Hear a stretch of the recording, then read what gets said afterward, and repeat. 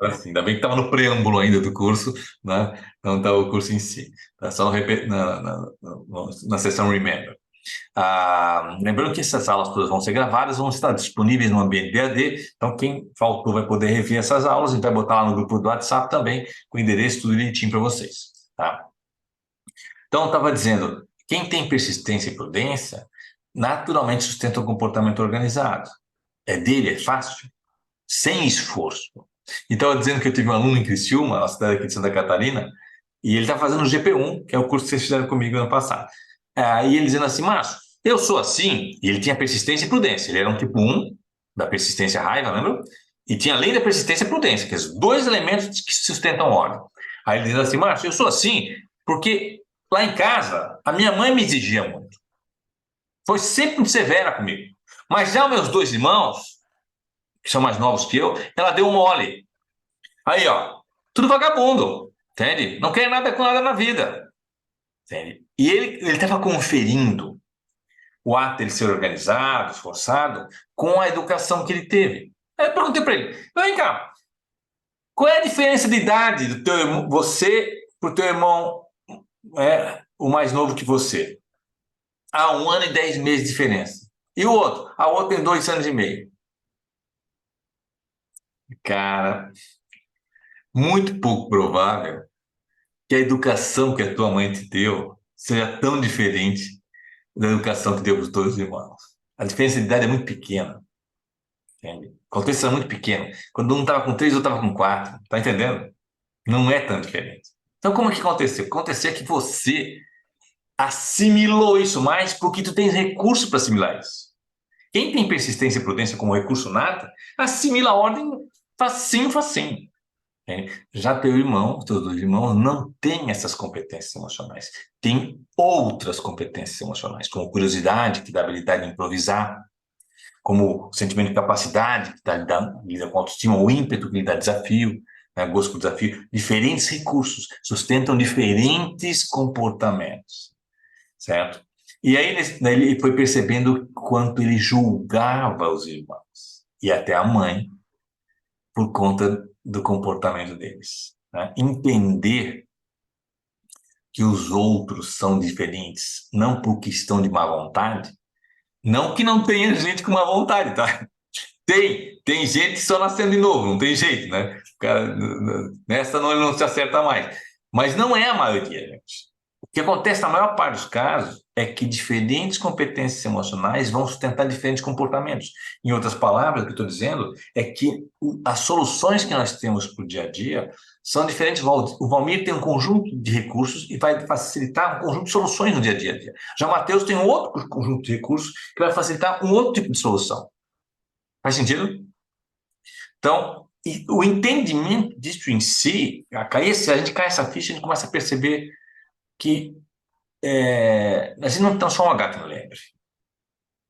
Que a gente não é assim porque a nossa educação foi assim.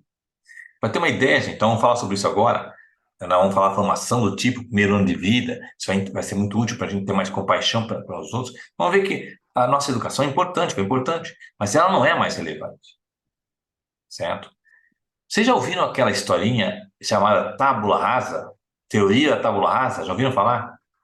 A teoria da tábula rasa dizia o seguinte, a teoria antiga dizia o seguinte, o ser humano nasce igual e o meio determina os potenciais recursos que vão se manifestar. Por isso, tábula rasa. Todo mundo nasce igual, é o meio que influencia. O problema da teoria da tábula rasa é que ela caiu por terra já nos anos 40. Há muito tempo atrás, já se percebeu que não funciona assim, certo? Grande parte da nossa personalidade, como a gente vai ver daqui a pouco, é nata, está ligada à tua estrutura corporal herdada geneticamente, certo? E há uma influência da educação, há influência do meio, mas não tão determinante quanto se acreditava. Vamos falar daqui a pouco sobre isso. Até aí, tudo bem? Ok. Beleza? Tá. Então, como eu citei, nós vamos fazer uma recapitulação daqueles perfis, os 9 perfis. Hoje, a nossa no áudio vai ser isso, mas já entendendo um pouco a formação do tipo, ou seja, os primeiros anos de vida. E tem uma perguntinha que eu não sei se vocês fizeram, mas é muito comum as pessoas fazerem. Eu me tornei esse tipo 1, tipo 2, né? O tipo 6, o questionador, o tipo 7, o sonhador, o tipo 3, o performático. Eu me tornei isso ou eu nasci com isso? Né? Aquela pergunta, o ovo ou a galinha, né? Quem nasceu primeiro, né? Eu me tornei um tipo tal, a minha personalidade, como é que é? Eu nasci com a minha personalidade, com parte, pelo menos, da minha personalidade, ou eu desenvolvi ao longo da vida a minha personalidade? Faz sentido? Sim. Então, uma brincadeirinha rápida com a gente aqui. Ó. Então, vamos pegar só esses 2 pontos. Tem um terceiro ponto ainda que a gente vai trazer, vamos pegar só esses 2 pontos. Quanto percentualmente você acredita que a tua personalidade é genética? Então, vamos falar, genética e influência do meio, tá? Quanto percentualmente você acha que é genético e quanto percentualmente é influência do meio? Vamos começar com a genética. Quanto da tua personalidade você acha que você herdou dos teus pais, avós e assim por diante? Genética. Quem é que chuta em percentual? 80%. 60%. 180, Olha, 80, estão animados, pessoal, beleza. É, grande 30%. resposta. Foi? Fala mais. 30%. 30%. Bom, o Márcio foi no outro lado, 30%. 50. A Cláudia ficou com meia meia, né? Não tem como errar muito, né, Cláudia? Ótimo, tá certo, é isso mesmo. Pasme. 60% da nossa personalidade é genética. E como é que os pesquisadores chegam a essas conclusões, né? 60% é genética. Sabe como? Eles fizeram estudos com gêmeos univitelinos que foram separados após o nascimento. Teve um caso famoso de trigêmeos nos Estados Unidos, saiu até uma matéria no Netflix. Se tiverem curiosidade, bota trigêmeos no Netflix, vai sair um documentário, não sei se um de vocês viu, esse documentário de trigêmeos, que foram os 3 separados, certo? E aos 18 anos, por 17, 18 anos, se encontrou um com o outro na universidade, univitelinos, os caras eram a cara de um do outro. E aí saiu no jornal que, né, tal, e aí um cara que viu o jornal era o terceiro. Porra, os caras são iguais a mim. Trigêmeos. E aí descobriram que a local de adoção fez uma experiência com esses trigêmeos. Eles foram dados para adoção, mas deram para 3 famílias de classes diferentes. Um de classe média alta, um classe alta e uma pessoa de classe operária. Certo? Mas todos 3 tinham uma irmã, certo? E única, certo? Tinha um contexto comum, era um estudo feito, que obviamente um estudo que, né, o cara hoje ia ser preso, né, obviamente. Mas está lá o documentário. Então, eu estava dizendo, eles fizeram pesquisas, não testes, esse cara fez o teste, mas pesquisas com gêmeos que foram separados do nascimento. Imagina o seguinte, eu e o macho, ó, meu xará, né, somos irmãos gêmeos aqui, e eu univitelinos, ou seja, uma cara do outro. Só que eu fiquei aqui no Brasil, adotado por uma família aqui no Brasil, e o Márcio foi para a Inglaterra. Foi adotado por uma família de ingleses. Sorte a dele. Ou não, né, Márcio? Ou não. E aí, 40 anos depois, eu descubro que eu tenho um irmão inglês. E o Márcio também, né? Hoje em dia dá fácil, né? Instagram, Facebook, não sei o quê, e a gente se comunica e tal. E aí nos conhecemos, nos reconhecemos, porque nós tivemos no primeiro dia de vida juntos, fora do útero, né? E dali em diante, um já foi para a Inglaterra, o outro foi aqui no Brasil.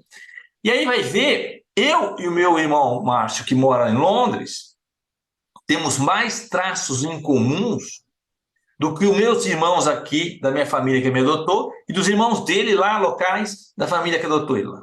Os nossos gostos, nossas características peculiares são mais comuns. Isso acontece em gêmeos univitelinos, o mesmo DNA, digamos assim. Nesse documentário, que está na Netflix, de trigêmeos, até as doenças dos 3 apareceram. Entende? Até as doenças apareceram. O gosto peculiar, né, deles. Então, esses estudos com gêmeos do mesmo conteúdo DNA geraram a conclusão de que 60% da nossa personalidade é genética. Somos mais como eram os nossos pais e avós do que gostaríamos de admitir. Entende? Claro, é um caldo genético, não é só pai e mãe, né? Pai, mãe e vô. Os médicos não perguntam hoje assim, olha, tem alguém na família que tem isso, não é assim? Que ele está dentro predisposição genética, tá? Então, é muito mais do que uma doença e tal. É também a respeito da nossa personalidade, beleza. Então, 60% é genética, tá? Então, vamos ver exatamente qual é a relação disso com o Enneagrama. Mas eu já comecei a botar os pés pelas mãos, porque eu já comecei a dar conteúdo e eu queria aproveitar para falar disso. Deixa eu trazer aqui, já vou aproveitar.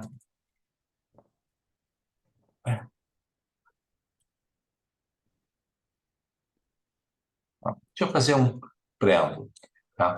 A gente está fazendo uma revisão. Deixa eu também rever alguns outros pontos, além disso que nós vamos ver, que é a formação da nossa personalidade. Então, uma das coisas que a gente trabalhou logo no começo, deixa eu compartilhar aqui com vocês,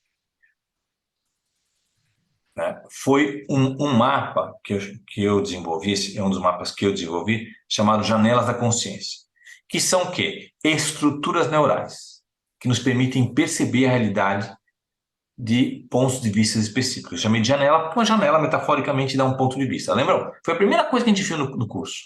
Ó, a janela 1, foca na tarefa. A janela 2, no outro. Janela 3, no objetivo. Janela 4, em si mesmo. 5, na direção, onde vai dar. Janela 6, risco, valores, cumplicidade. 7, foco nas possibilidades. 8, foco na expressão da minha força, meu comando.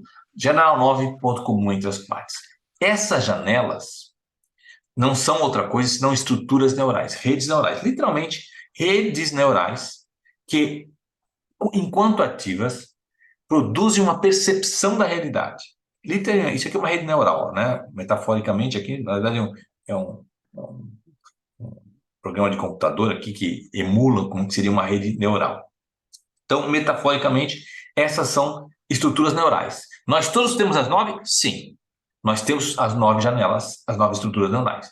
Mas lembram, nós não temos igualzinho. O que acontece é que algumas delas estão pouco utilizadas. Se eu tenho a janela 2 pouco utilizada, perceber o outro por empatia não é uma coisa fácil para mim. Se eu tenho a janela 5 pouco utilizada, pensar em termos de longo prazo não vai ser uma coisa fácil para mim. Se eu tenho a janela 8 pouco utilizada, me posicionar de forma mais determinada, as coisas vai ser difícil para mim. Você pergunta para uma pessoa que está na janela 5 assim, com ela encolhida, olha, o que você pensa em termos de longo prazo na tua vida? Ele, o quê? Como assim longo prazo? Nos próximos 10, 15, 20 anos da sua vida? Não, sei lá, cara, nem sei se eu estou vivo até lá, né? Tem tanta coisa para fazer aqui, ó, tanto e-mail para responder. O cara me pergunta o que eu quero fazer daqui a 15 anos. O que esse cara está me dizendo? Que na relação dessas perspectivas, dessas janelas, a janela 5 dele é pouco ativa. Ele pouco percebe isso. Tá? Às vezes tem uma boa percepção na tarefa que tem que ser feito, uma boa percepção no objetivo, mas pouca percepção do outro, nesse exemplo aqui, pouca percepção da minha expressão de comando. Enquanto algumas janelinhas estão pouco ativas, outras estão muito ativas. Certo? O que vai gerar uma distorção da realidade, lembram? Privilegiando alguns pontos de vista, nesse caso a janela 6, foco no risco, valores e cumplicidade, em detrimento de outros, que eu até ouço. Eu ouço a pessoa, mas o outro vai se sentir a respeito disso? Eu até ouço a pessoa me dizer, mas eu digo, não interessa o que o outro vai sentir. Esse é o problema dele. Isso aqui não é uma ONG. Está pago para trabalhar. Está entendendo? Ó, eu entendo, mas não assimilo. Então imagina que tipo de conflito que pode dar, já em casa. Né? Uma DR, pensa bem, ó, olha aqui, ó, coisa que quase não acontece, né? Só as pessoas que não estão aqui, mas lá fora, assim, as pessoas normais acontece muito, tá? Ó, a pessoa tem foco no risco, valores e cumplicidade. Então, ela está preocupada com orçamento, ela está preocupada com problemas que possam acontecer. A esposa ou o marido tem essa janela 6, assim encolhida como essa aqui, ó. Então, ela é pouco preocupada com risco. E tem muita janela 7, foco nas possibilidades. O que vai acontecer? Numa discussão de casamento, um vai dizer assim, tá, mas e se não der certo? O outro vai dizer, deixa de ser pé frio, deixa de ser pessimista, tenha fé, tudo vai dar certo. Aí o cara diz, não, como assim tudo vai dar certo? Estou entendendo? E não vão se acertar. Um está falando grego né? E o outro está falando português. Literalmente, eles estão olhando para a realidade, privilegiando pontos de vista diferentes. Não há um que esteja certo e o outro errado. Esse é a grande sacada, gente. Isso pode salvar o nosso relacionamento. Pode salvar nossa capacidade de liderar pessoas. Entender que diferentes perspectivas, diferentes janelas vão sustentar diferentes pontos de vista. Literalmente. Vamos botar isso num exemplo. Tá? Vamos trazer aqui um exemplo. Vai ter uma promoção, certo? Alguém vai receber promoção. Então, a pergunta é, quem vai merecer a promoção? Vamos olhar para essas perspectivas aí. Pela janela 1, que foca na tarefa, quem faz mais, merece mais. Ponto. É um ponto de vista, não é verdade? Quem faz mais, merece mais. Então, quem fez mais pela empresa, merece a promoção. Pela janela 2, quem precisa mais. Poxa, a pessoa tem 2 filhos, você nem filhos tem. A pessoa precisa mais da promoção. É um outro ponto de vista. Pela janela 3, merece quem teve melhor desempenho. O outro fez mais porque mora no lado da empresa. Chega mais cedo e sai mais tarde. Merece mesmo quem teve melhor desempenho. Com menos tempo, fez mais. Está entendendo? É diferente de quem fez mais, é desempenho. Pela janela 4, quem deu mais de si, quem trouxe inovação, quem trouxe ideias, quem contribuiu de forma particular e pessoal para a empresa. Essa pessoa merece. Pela janela 5, olha, quem estiver mais bem preparado, o cara fez uma pós-graduação na área, se especializou, ele merece a promoção. Pela janela 6 é a famosa promoção por tempo de serviço. O cara está 6 anos na empresa, merece a promoção mais que o cara que está 5 anos na empresa. É um ponto de vista, né? Pela janela 7, faz um sorteio, bobear eu levo, né? Pela janela 8, faz uma competição, que ganhe o melhor. Entende? E pela janela 9, que for bom para todo mundo é bom para mim também. Vamos votar. Vejam, cada uma dessas janelas tem um ponto de vista a respeito de quem merece a promoção, certo? E aí, cada um vai se dar o direito de dizer que tem razão. E verdade, cada um sempre tem a sua razão. Ah, agora, nós não temos vínculo com essas 9 janelas, com esses 9 pontos de vista igualzinho assim. Não. O que acontece é que algumas dessas janelas, a gente tem um vínculo sobre o que são as emoções que fazem vínculo mais forte, certo? E esse vínculo vai permitir com que a gente tenha mais acesso a alguma janela. E aqui eu quero mostrar para vocês um pouco mais sobre como esse vínculo, as emoções, funcionam na prática. Porque a gente fala das emoções, às vezes as pessoas ficam assim, mas como assim as emoções? Assim, as emoções são efeitos psicológicos, é uma consequência psicológica? Não é bem assim. Emoções são bioquímicas, são literalmente uma estrutura bioquímica formada no hipotálamo, uma região específica no tronco encefálico, e que produz uma cadeia de aminoácidos específica, essa área, e que sustenta toda e qualquer emoção. Eu vou mostrar um videozinho aqui rápido para vocês, como isso funciona. É um vídeo de um documentário a respeito das emoções. Tá? Deixa eu trazer aqui. Tá? Mas antes eu vou explicar o que esse vídeo vai passar. Vai falar desse hipotálamo, essa região no cérebro, aqui no tronco encefálico, que produz uma cadeia de aminoácidos específica, que passa pela pituitária aqui, ó, vai para a nossa corrente sanguínea e vai até as células. E quando esses neuropeptídeos, produzidos aqui no hipotálamo, chegam na célula, eles atracam na célula, literalmente, mudando inclusive o próprio núcleo da célula, informação do cérebro indo para todas as células através desse conjunto de aminoácidos chamado neuropeptídeos formulados no cérebro. Tá? Me deem um alô se o áudio do vídeo vai estar aparecendo para vocês. Tá? Vamos lá ver o videozinho rápido. Está ouvindo o vídeo? O áudio? Não, o áudio não. Sem áudio. Sem áudio? Então, deixa eu ver aqui o que está acontecendo no sharing. Aqui tem.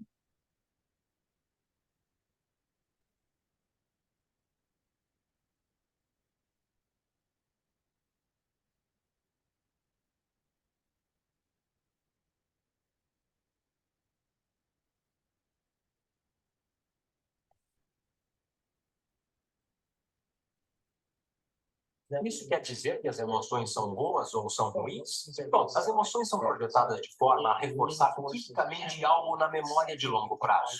É por isso que elas existem. Emoções são só substâncias químicas impressas holograficamente. A farmácia mais sofisticada do universo está aqui. Há uma parte do cérebro chamada hipotálamo. O hipotálamo parece uma pequena mini fábrica e é um local em que junta certas substâncias que combinam com certas emoções que vivenciamos. E essas substâncias, em particular, se chamam peptídeos. São sequências de aminoácidos de cadeia pequena. O corpo é basicamente uma unidade de carbono que produz cerca de 20 aminoácidos diferentes no total para formular sua estrutura física. O corpo é uma máquina que produz proteína. No hipotálamo, pegamos as proteínas de cadeia pequena, chamadas peptídeos, e as juntamos a certos neuropeptídeos ou neurohormônios, que combinam com os estados emocionais que vivenciamos diariamente. Então, existem substâncias para a raiva, substâncias para a tristeza, substâncias para a vitimização, substâncias para a luxúria. Há uma substância que combina com todo e qualquer estado emocional que vivenciamos. E assim que vivenciamos aquele estado emocional em nosso corpo ou em nosso cérebro, o hipotálamo vai imediatamente formar o peptídeo e liberá-lo através da pituitária para a corrente sanguínea. Assim que ele chega à corrente sanguínea, vai para diferentes centros ou diferentes partes do corpo. Cada célula do nosso corpo possui esses receptores na parte de fora. Uma célula pode ter milhares de receptores. Estudando sua superfície e meio que se abrindo para o mundo externo. E quando um peptídeo acha uma célula, ele literalmente, como uma chave entrando em uma fechadura, fica na superfície do receptor, prendendo-se a ele e meio que move o receptor como se fosse uma campainha tocando e envia um sinal para a célula. Na parte externa da célula existem esses bilhões de receptores que estão ali apenas para receber as informações que chegam. Um receptor que tem um peptídeo sentado nele muda a célula de várias formas. Dispara toda uma cascata de eventos bioquímicos, alguns dos quais provocam mudança no próprio núcleo da célula. Cada célula está viva e cada célula tem consciência, principalmente se definirmos a consciência do ponto de vista de um observador. Sempre há a perspectiva da célula. A célula sabe onde está, para onde vai, que proteínas está produzindo e se está na hora de se dividir ou parar ali. Não. A célula é a menor unidade de consciência do corpo. Estou com fome. As células dizem ao cérebro: Que fome! ainda não fomos consertadas hoje. E elas vão começar a mandar impressões para o cérebro e o cérebro vai começar a formular imagens. Ah, que maravilha! Procriamos vozes dentro da cabeça. Estou com fome. Pense em uma razão para nos deprimirmos, para ficarmos com fúria, para nos fazer sofrer. E o corpo vai dizer para o cérebro que ele não está recebendo a química que precisa. O cérebro vai ativar e voltar à nossa situação passada e mostrar imagens ao nosso lobo frontal. Flashing pictures to our frontal lobe.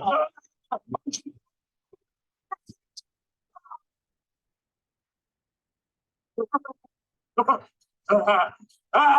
estou comendo!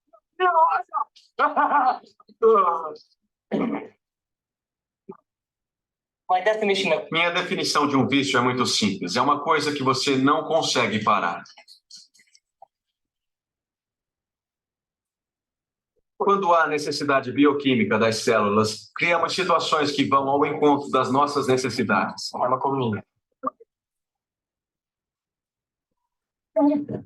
Se não consegue controlar seu estado emocional, você deve estar viciado nele.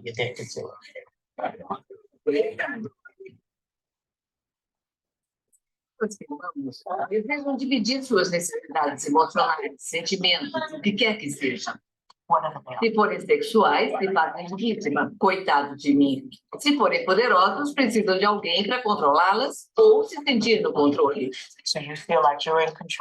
Senhora, não mergulhe seu camarão mordido no molho de novo. Vai se ferrar com seus hábitos saudáveis. Sua irmã da noiva, coloca a bunda em cima desse molho se eu quiser. Coloca a bunda aí, se eu quiser. Vá até lá em cima. Eu quero todo mundo com o prato cheio. Piano?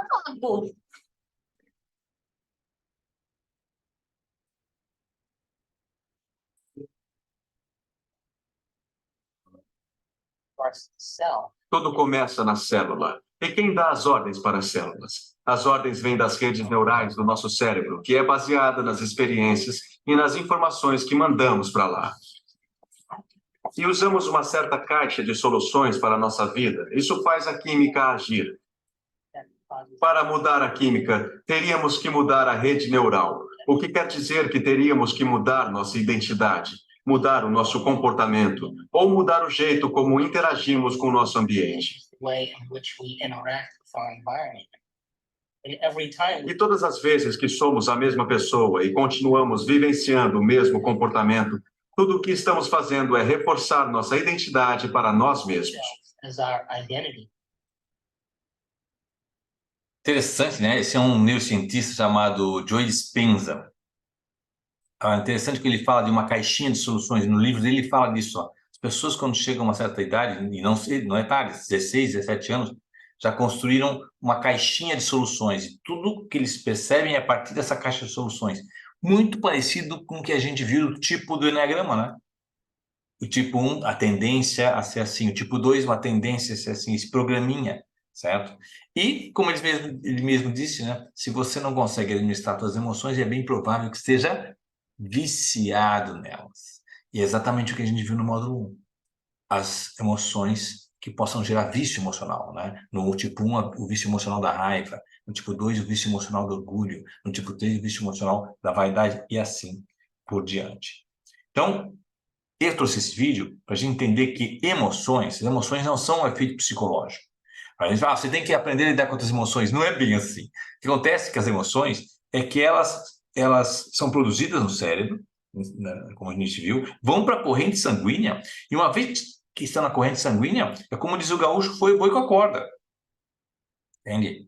Quer ver? Ó, pense comigo, gente. Digamos que você estivesse... Não, tem gente que está na empresa, né? O Valmir está na empresa, o Márcio parece também, né? Ou não, o Márcio está em casa, né? Quem está na empresa, o Valdeci também está, né? Sim, estou. Beleza. Então, digamos que você marcou 9 horas, quando vai terminar aqui o curso, para a tua esposa, por exemplo, te apanhar ali na empresa de carro para ir para casa, ok? Aí, ele terminou o curso, ele já está preocupado, porque ela já vai estar tipo 9 horas lá embaixo, né, na portaria, desce lá e nada. Nada.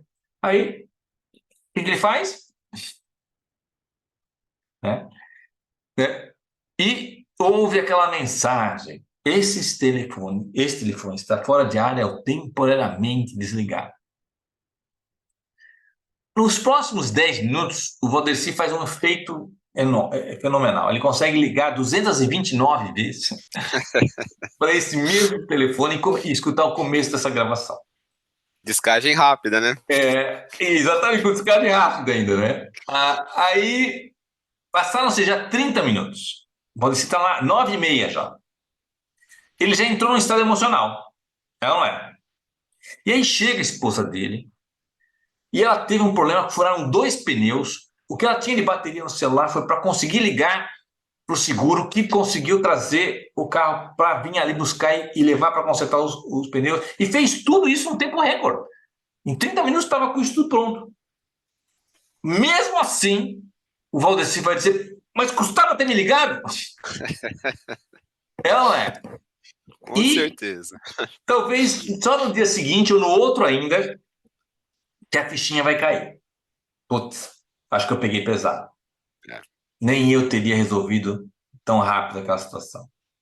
Por que na hora o Valdeci não conseguiu? Porque ele estava sequestrado pela emoção dele. Está entendendo? Uma vez que a bioquímica das emoções produzidas no cérebro vai para a corrente sanguínea, meu amigo, né? Foi o boi com a corda, como diz hoje. Já está no sangue. É a mesma coisa, não é metáfora aqui, tá? É a mesma coisa de você ter tomado 1 litro de uísque e aí percebeu, ei, bebi demais. E agora? Não posso voltar dirigindo. Aí, o que faz? Tem algum manto? Uber. Vai de Uber, cara. Ele vai de Uber, volta outro dia, toma muita água, não é assim? Por quê? Porque o álcool está na sua corrente sanguínea. Faz sentido? E vai levar tempo para diluir na corrente sanguínea. Você acha que com as emoções é diferente? Não. É exatamente a mesma situação. Dependendo da dose com que as emoções são colocadas na corrente sanguínea, ela intensifica a fixação num ponto de vista. E aí, meu amigo, nem Cristo, vindo numa nuvenzinha branca, diz, olha, não foi bem assim, ela estava aqui já há mais tempo, você não estava aqui meia hora sem saber o que está acontecendo. Na verdade, vai levar um tempo até essa bioquímica se diluir na corrente sanguínea e você conseguir acessar outro ponto de vista, certo? Então, esse é o papel das emoções. Então, eu ampliei um pouquinho a perspectiva que nós já vimos anterior, mas esse é o papel das emoções, tá? Então, algumas dessas janelas nós acessamos com pouco vínculo emocional. Eu chamo de carência de vínculo emocional. Então, algumas janelas a gente tem dificuldade de acessar, sabe? Cansa acessar. Algumas janelas a gente tem competência emocional, habilidade, essas que estão em cinza, digamos aqui no exemplo, a gente tem habilidade natural de perceber por elas. E algumas delas a gente está viciado em enxergar, que é o nosso problema. Nós vamos ter uma emoção que está demasiadamente presente, né? Eu botei um martelo, né, ligado ao aspecto prático da janela 1, mas vocês conhecem o ditado, né? Cabeça de martelo só enxerga prego. Conhece o ditado? Ou seja, a pessoa que está sempre focando no que está fora do lugar vai encontrar sempre algo que está fora do lugar. Fora do lugar. Entende? Ou seja, está viciado em olhar para aquele ângulo. Até aí tudo bem? Sim. Então, também vimos que as emoções se organizam de uma forma hierárquica. Lembram? Tem um chefe da gangue, Capone, que eu chamei aqui, né? Que é a emoção predominante, e outras que estão a serviço desse chefe. Por exemplo, se medo é a minha emoção predominante, eu sou um tipo 6 no Enneagrama, o medo quer obter segurança. As demais emoções vão trabalhar para buscar segurança. Raiva de quem me deixa inseguro, me sinto capaz de buscar segurança, vou comendo pelas beiradas pela minha indolência até me sentir seguro, vou ter gula por segurança, quanto mais segurança melhor. Unimed, Salvimed, Mohamed, se não dá um, dá outro. Então, ou seja, todas as minhas emoções estão trabalhando por essa principal. Se fosse outra, não fosse o medo, fosse luxúria, a luxúria já não quer segurança, a luxúria quer dominar. Então, todas as emoções vão trabalhar para dominar. Raiva de quem tenta me dominar. Me sinto capaz de dominar. Vou comendo pelas beiradas até dominar. Quanto mais eu puder dominar, melhor. Ó, todas as emoções, embora sejam diferentes, estão trabalhando para o mesmo anseio. Tá? E aí, vamos para a pergunta que eu comecei. Quem nasceu primeiro, né? O tipo ou você? Como é que se forma o tipo? Então, eu já citei para vocês que tudo começa na infância. E 60% do nosso tipo, da nossa personalidade, é genético. E quando a gente fala 60% é genético, a gente está falando do quê? Desses três... Opa, vocês estão vendo aí, né? Então, desses 3 centros, lembra dos 3 centros de inteligência? Ou eu sou mais emocional, ou eu sou mais mental, ou eu sou mais prático. Isso quer dizer o quê? Vocês lembram das aulas do 2º grau, onde a gente estudou que o embrião humano tem 3 camadas, lembram? Aula de biologia, hein? Vamos lembrar aí. A primeira camada era o ectoderma, o endoderma do meio e o mesoderma para o final. O ectoderma, a camada mais externa, dá origem ao quê? A camada embrionária. Ao sistema nervoso central, cérebro e pele. O endoderma, a camada do meio, dá sistema digestivo e respiratório. O mesoderma dá o sistema musculoesquelético e a estrutura esquelética e muscular. Então, essas 3 camadas embrionárias, elas, por herança genética, falei que 60% da nossa personalidade é genética, uma dessas 3 áreas foi mais privilegiada que outra. Ou você é mais ectomórfico, ou você é mais endomórfico, ou você é mais mesomórfico. Se você buscar no Google tipos de corpos, botar lá ectomórfico, endomórfico, você vai encontrar muita informação. Quem mais utiliza essa informação, inclusive, é o pessoal da academia. Você vai ver treinos para corpos ectomórficos, treinos para corpos endomórficos, treinos para corpos mesomórficos. Literalmente, o que eu estou dizendo aqui é que você herdou um desses 3 centros: o ectoderma, centro teórico, o endoderma, centro emocional, o mesoderma, centro ativo. Você herdou essa estrutura. Estruturas diferentes, ó. Aqui é um exemplo desses corpos, ó. Esse é um corpo chamado mesomórfico, um corpo ectomórfico, um corpo endomórfico. Privilegiando órgãos de digestão e respiração, privilegiando o sistema nervoso central e neurovegetativo e pele, e privilegiando estrutura muscular, musculoesquelética.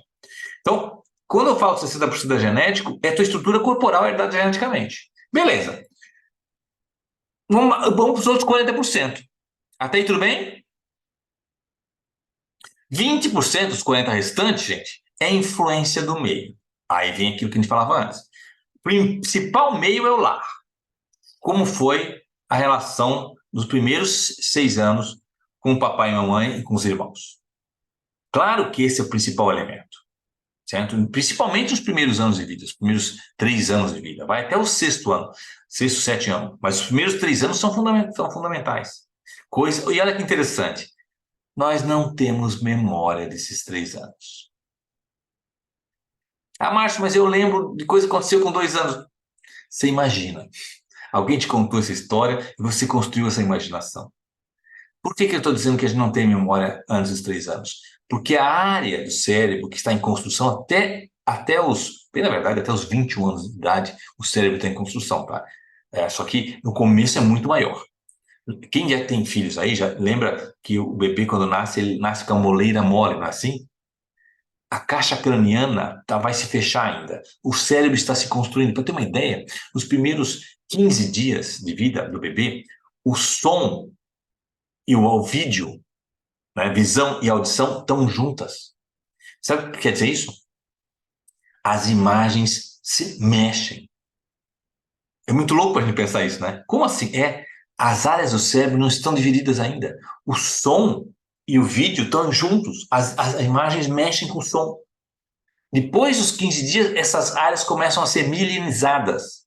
É uma camada, como se fosse uma camada de cobertura dos fios, sabe? O fio estava desencapado, aí começa a ter essa camada de mielina, que é um tipo de proteína, que começa a separar as áreas. E áudio e vídeo começam a se separar. Certo? Então, o cérebro está se organizando. Nós temos experiências emocionais antes de 3 anos, mas não temos memória. Engraçado, né? Então, tu vai ter uma situação assim, tem um cheiro que me dá uma sensação positiva. Tu não tem imagens mentais disso, mas tem uma sensação boa. Uma música que tem uma sensação boa. É uma música que você escutava no útero da tua mãe, ou no primeiro ano de vida. Mas tu não sabe de onde é que é isso. Porque a estrutura cerebral que permitiria ter essa colocação vai se organizar para o 3º ano de vida. Tá? Então, mas é um momento muito importante e a influência de papai e mamãe, das relações aqui é fundamental. Mas não só isso. Outro elemento que também está é a cultura que você está inserido. Por exemplo, eu sou de uma cidade chamada Blumenau. Você conhece Blumenau? Alguém conhece aí? Blumenau é uma cidade muito interessante, muito pitoresca. Hoje eu moro em Florianópolis, né? Eu amo Florianópolis até. Mas eu nasci em Blumenau e uma característica que tem em Blumenau é que tem bastante blumenauense. E ela é cultura alemã, certo? E eu, como nasci lá, fui criado lá, eu nem percebia isso. Era normal. O que é normal, né? Normal é aquilo que a gente convive, certo? E eu me lembro um dia, meu pai estava num clube de caça e tiro. Ele foi presidente de clube de caça e tiro, de tradição alemã, de cultura alemã, inclusive. E ele estava lá mostrando para mim a galeria dos presidentes. Ele era um deles, já tinha sido presidente daquele clube de caça e tiro. E estava mostrando lá, tá vendo? O Heinz, o Schmitz, todo o sobrenome alemão, né? Schultz, né? O meu também estava lá, o sobrenome. E o último nome lá, Pereira. O atual presidente era o Pereira. E ele me disse assim, eu tinha uns 8, 9 anos quando ele me falou isso. Tá vendo, Márcio? Ó, se não fosse o Heinz, o Schmidt, o Walter e eu apoiar o Pereira, ele não entrava aqui nem como sócio. Mas o cara é um cara muito bom, está sendo um dos melhores presidentes aqui do clube. Eu não entendi o que ele queria dizer. Como assim? Só porque o sobrenome dele era Pereira? Eu não entendi porque o meu sobrenome era Schultz. Tá entendendo? Na cultura alemã, eu estava inserido. Eu tinha sobrenome alemão. Agora, depois, quando mais jovem, adulto, é que eu fui começar a entender isso. As pessoas vinham morar em Blumenau e diziam como é difícil fazer amizade aqui. Como as pessoas são fechadas. Você tem que ter o QI, quem indica, certo? Tem uma brincadeirinha que depois escutei lá, que era o seguinte, a pessoa chega com um sotaque diferente, né? Lá, e a Blumenauense pergunta, de onde é que você é? Ah, eu sou do Nordeste e tal. Moro... Ah, é? E vai voltar quando? Só para saber. Barriso, certo? Eu sou de uma cidade que é bastante barrista, sabe? Do tipo, diga-me com quem andas que direi quem és. Isso vai influenciar a cultura? Isso vai me influenciar? Com certeza. Com certeza isso vai gerar uma influência. É ou não é?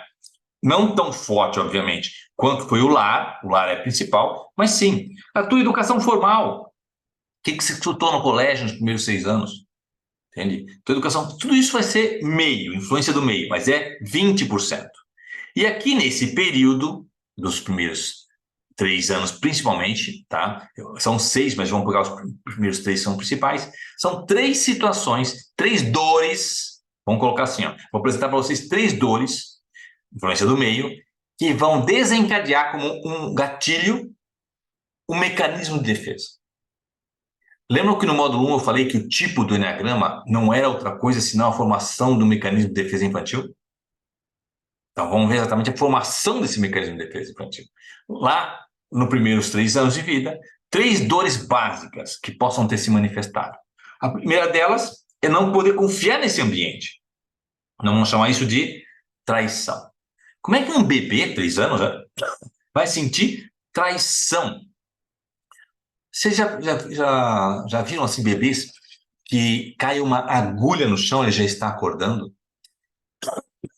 Enquanto o outro passa uma retroescavadeira no lado dele, ele nem acorda. Esse que cai uma agulha no chão e já está acordando, ele desenvolveu uma hipervigilância.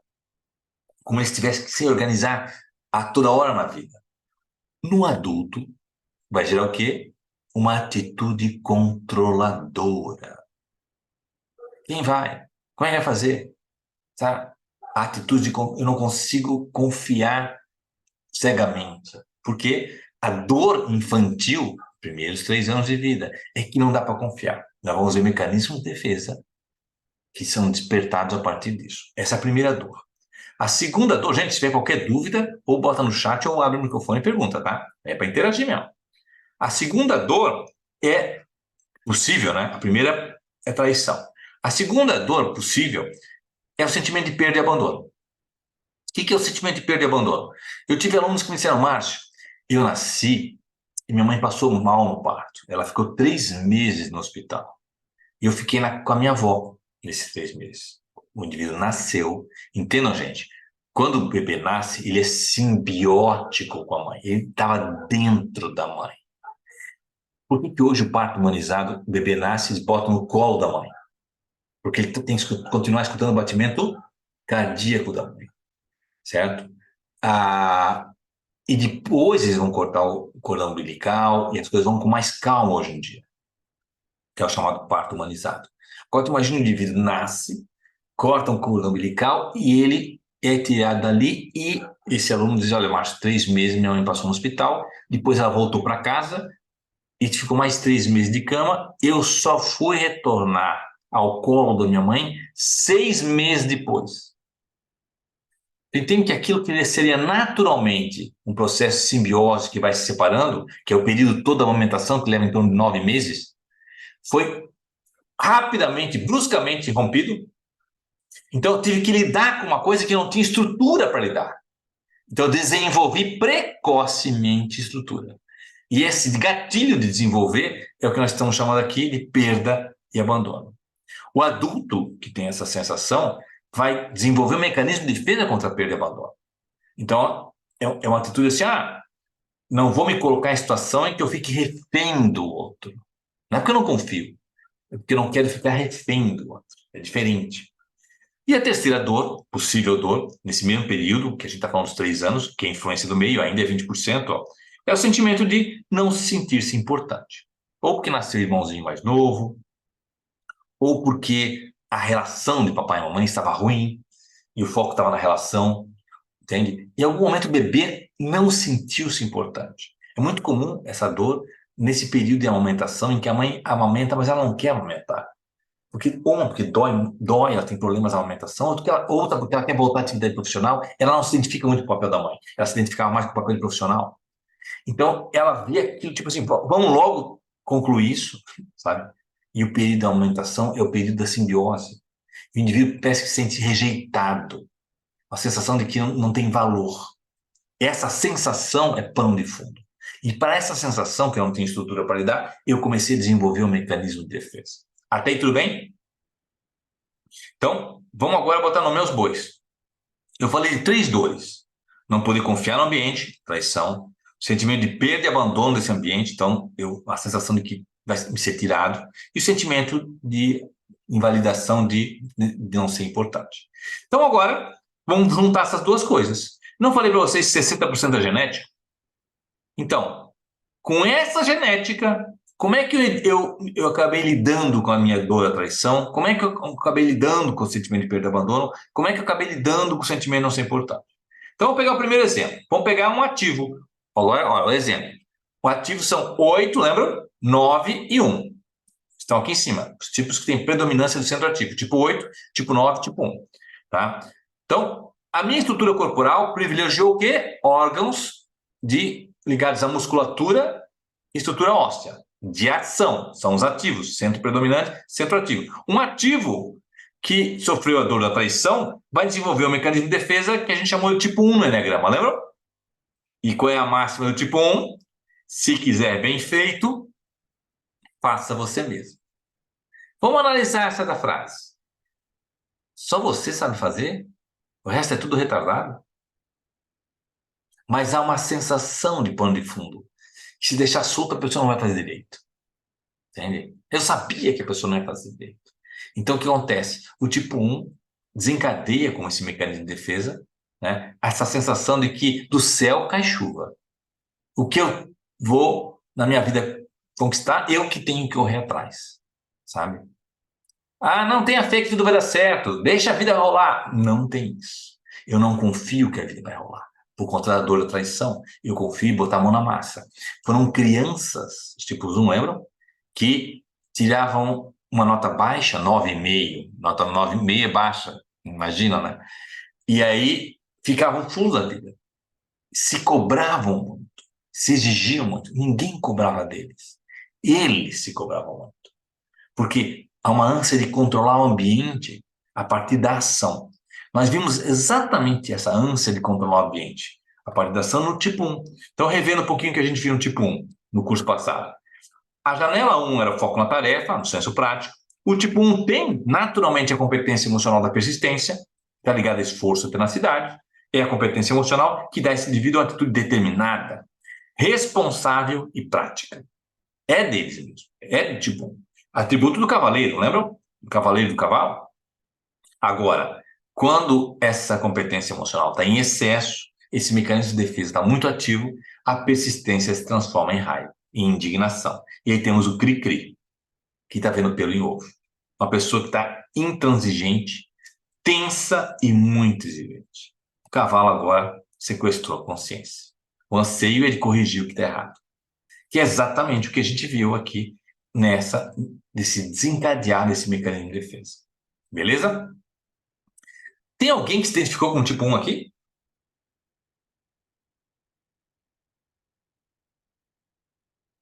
Acho que não, né? Não. Mas lembra um tipo 1. Tipo 1 perfeccionista. O mecanismo de defesa é um ativo cujo mecanismo de defesa está relacionado com a dor de não poder confiar. E é bem típico do tipo 1, certo? Essa coisa de deixar solto, né? A pessoa pode contribuir, não. Se quiser fazer bem feito, faça você mesmo. Até aí tudo bem? Faz sentido para vocês? Então, olha a cronologia que eu estou passando para vocês. Nós estamos vendo a dor, lá nos primeiros 3 anos de vida, que desencadeou o mecanismo de defesa, e ao longo dos próximos anos, os próximos 7 anos, como esse indivíduo construiu esse mecanismo de defesa que nós estamos chamando de tipo, certo? Que sustenta essa atitude crítica, exigente. Lembra do exemplo que eu falei daquele indivíduo que disse, Márcio, eu sou assim porque minha mãe me exigiu muito, meus irmãos, a minha mãe não exigiu, olha o que deu. Ele era um tipo 1. ele acreditava que o que tinha feito ele ficar assim era a exigência da mãe. Não. Não por quê? Porque ele já tinha 60% da genética naquela direção. Entende? 60%. Ele já era um ativo. Não necessariamente os irmãos são ativos. Para ter uma ideia, ó, eu sou um tipo 3, emocional. Minha mãe é uma tipo 6, teórica. Meu pai é um tipo 2, emocional. Então, ó, lá em casa é um tipo emocional, um teórico. Emocional, teórico. Lá, eu tenho 3 irmãos. Um 7 teórico, um 6 teórico, uma 4 emocional e eu sou 3 emocional. Coincidiu, como meu pai é emocional, minha mãe é teórica, tudo que nasceu emocional teórico, mas podia ter nascido um tipo 1. Por quê? Porque é um caldo genético, lembra? Vem dos avós, bisavós. Tá? Então, nesse exemplo do rapaz lá de Criciúma, ele provavelmente é um ativo, mas se ele tem um outro irmão teórico, outro irmão emocional, não tem esse mecanismo de defesa. É outro mecanismo de defesa, como a gente vai ver. A segunda dor é a dor da perda e abandono, que nós vamos ver no tipo 9. Também é um ativo 9. 8, 9 e 1. Certo? São os ativos. Só que, como o tipo 9, que tem essa estrutura corporal, ativo, a ferida é outra, perda e abandono, o que ele desenvolveu como mecanismo de defesa para lidar com a perda? Sabe o quê? Não adianta se engajar, não adianta se apegar muito, porque eu posso perder. Então, eu aprendi a me desapegar. Se der, Deus. Se não der, paciência. Deus sabe o que faz. Foi exatamente isso que a gente viu no 9, lembra? Com a indolência. Então, lembrando aqui o 9, ó. Foco no ponto comum, a mediação, a competência emocional, a tolerância. São pessoas predominantemente flexíveis, mediadoras e calmas quando estão no cavaleiro. Mas quando estão no cavalo, há um esquecimento de si. Para fugir da dor da perda e abandono. Temos uma pessoa indecisa, que procrastina e depende de alguém ou de alguma regra ou um prazo para definir. Ou seja, o cavalo sequestrou. E esse cavalo, esse mecanismo de defesa, é um mecanismo de defesa que está trabalhando contra a dor da perda e abandono. Então, o que esse indivíduo aprendeu a fazer com o mecanismo de defesa? Aguentar, suportar. Para esse cara desistir, é porque a coisa está ruim. Por quê? Porque o mecanismo de defesa dele não adianta, é assim mesmo, pau que nasce torto nunca se direita. É melhor você se conformar. Então ele aprendeu a se aguentar, a resistir. Certo? A gente disse que morte súbita para esse cara leva 5 anos. A brincadeira que a gente fala com o 9 é que disse um aluno meu assim, Márcio, mas eu não sou assim. O primeiro emprego que eu tive, não gostei muito como eles tratavam a gente. Mas eu não sou assim não, cara, não deixei mole não. 5 anos depois eu pedi demissão. 5 anos, o cara é o The Flash, né? Tô entendendo essa capacidade de aguentar, suportar, resistir. A gente fala, pô, cara, eu tenho saco de Papai Noel. Eu já tinha mandado a merda 5 anos antes já. Não, tem outras coisas envolvidas, tem filho, não sei o quê. Mas, desenvolver o mecanismo de defesa, cujo principal traço é suportar, aguentar, resistir. Tem alguém que se identificou com 9 no grupo passado? O meu, Márcio, tinha dado 9 social. Perfeito. Acompanhado logo em seguida da raiva também, que é do tipo 1, né? Beleza. Faz sentido isso? O meu também, Márcio, foi o 9. 9 também. Faz sentido essa coisa de a capacidade de aguentar, de resistir, né? Para não romper, para não perder. Total. Tá entendendo, gente? É diferente de quem não é 9.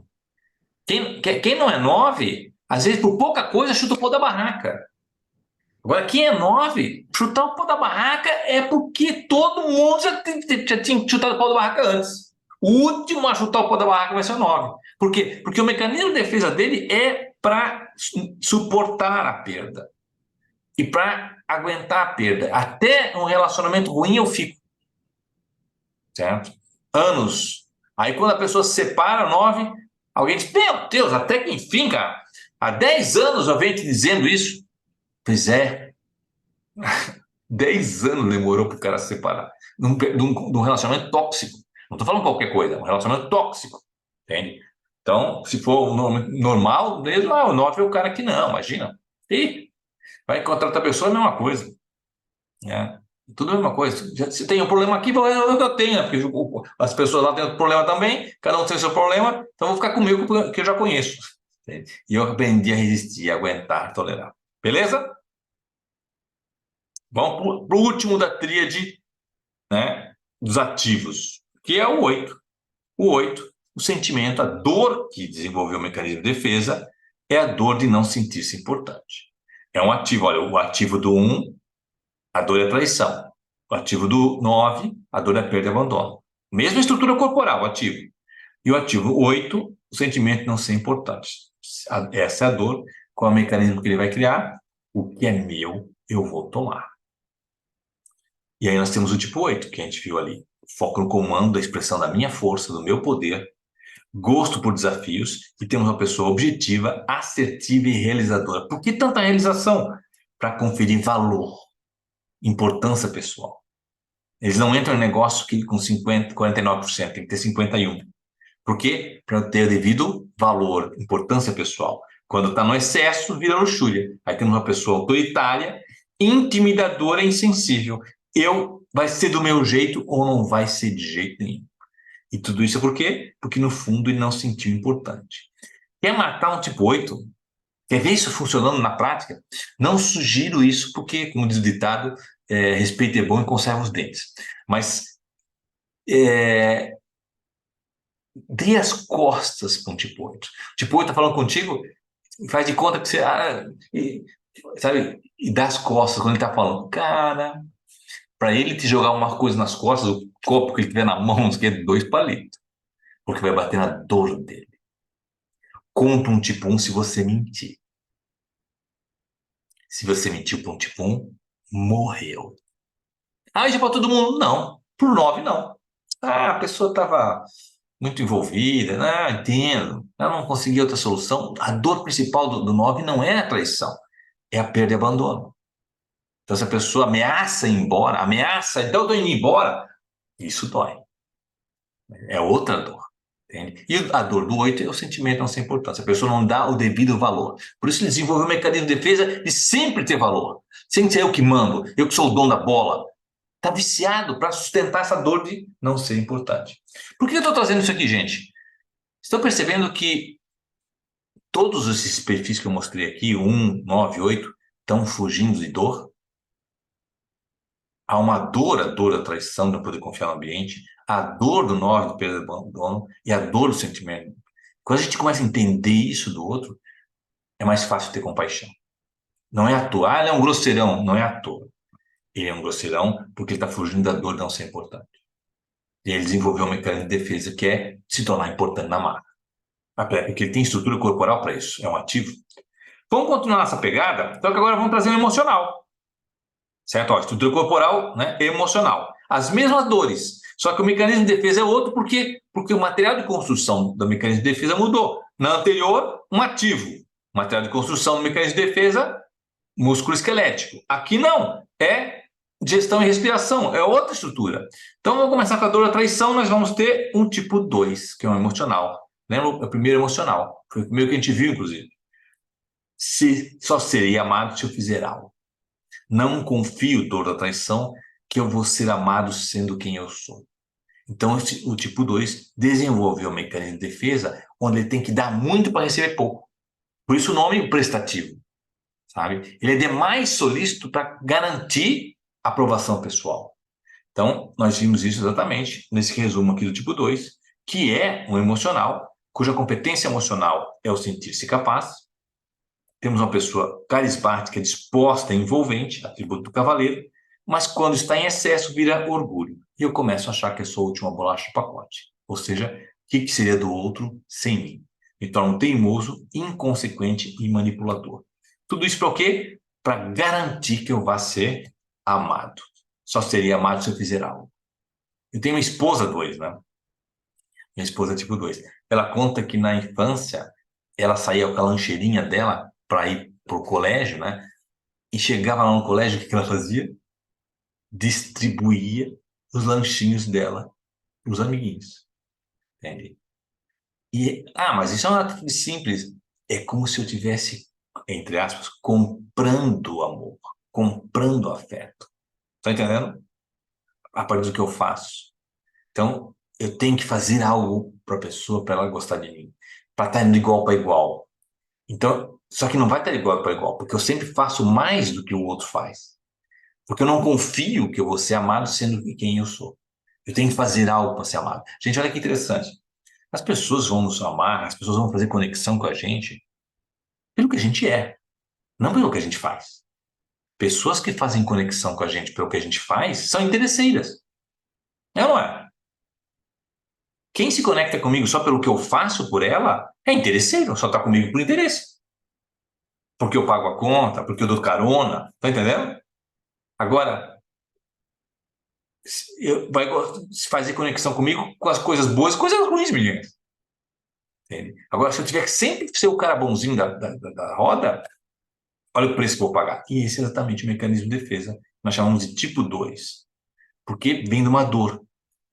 Uma dor. Eu me lembro, a minha esposa, ela morava aqui em Florianópolis, hoje também moramos aqui em Florianópolis, mas no começo da nossa relação, ela foi para Blumenau comigo. Nós moramos 5 anos em Blumenau juntos. E nesses 5 anos ela sentiu o quê? O exílio, né?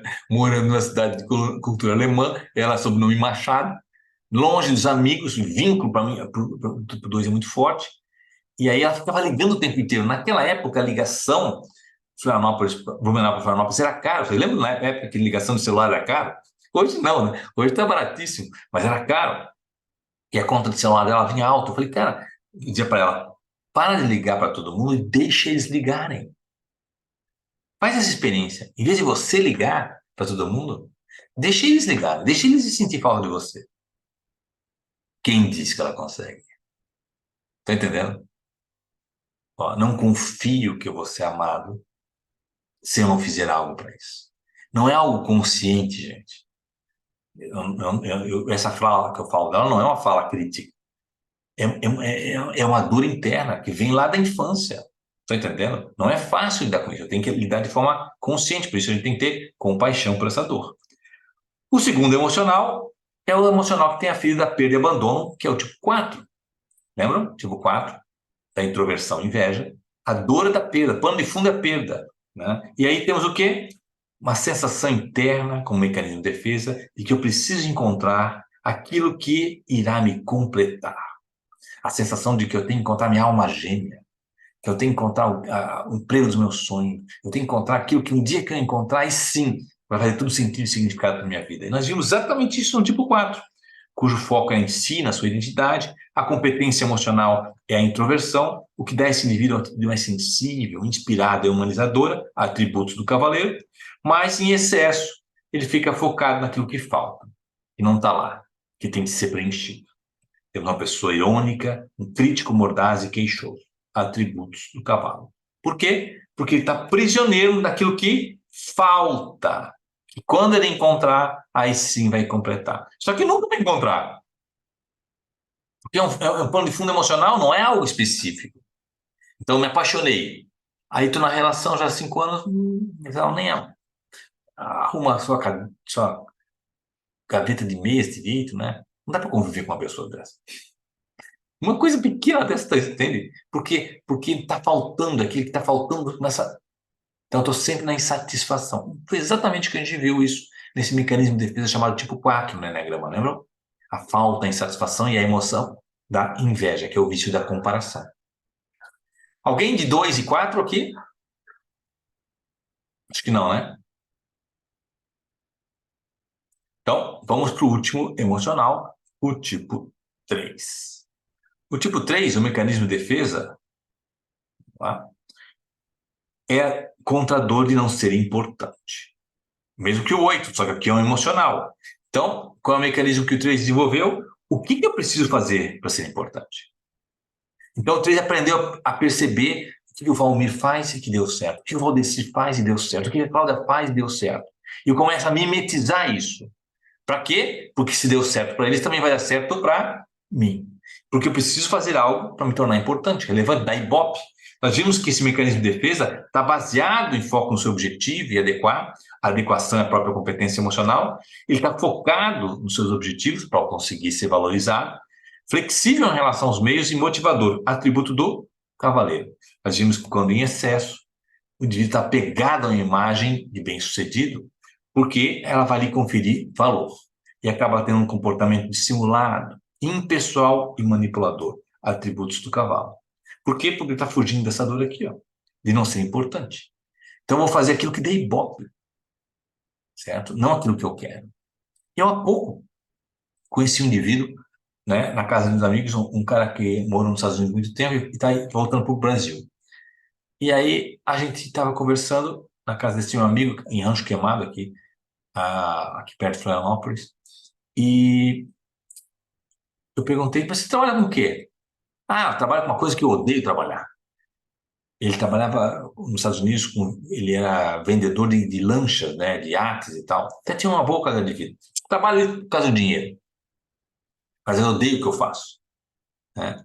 Aí como é que o cara pode trabalhar tanto tempo com o que ele odeia? Entende? Não, mas ele me dá um bom resultado. Entende? Porque tá entendendo ali, ó? Não interessa o que eu vou fazer. Interessa o quê? O resultado. Quem que dos tipos de enagrama consegue comer o pão que dá uma para chegar no resultado? Quem está fugindo da dor e não ser importante. Então o preço vai ser outro. Pede a mesma coisa que o tipo 4 não vai aguentar. O 2 não vai aguentar, mas por que o 3 aguenta? Porque isso vai fazer com que ele suporte a dor de não ser importante. Mesmo que ele não goste, dá resultado e quem tem resultado recebe o valor. Faz sentido? Recebe admiração. E vamos para a última tríade, né? A tríade do centro teórico. Então nós vimos o 8, 9 e 1 ativos com essas três dores. Vimos os emocionais, o 2, o 4 e o 3. E agora vamos ver os teóricos. O primeiro deles, com a filha da traição, o tipo 6. Certo? Não confio no meu discernimento, lembram? E aí eu vou ter que ter o quê? Algo que me ajude a confiar. É que eu trouxe a seguinte frase. Preciso ver para crer. De quem que é essa frase? Alguém lembra? São Tomé. São Tomé. Tem que ver para crer. Qual é a dor desse indivíduo? Não poder confiar. Então eu fico apegado a regras, a procedimentos, a como é. Mas tenha seu próprio discernimento, mas vai que eu estou errado, vai que não é isso mesmo. Entende?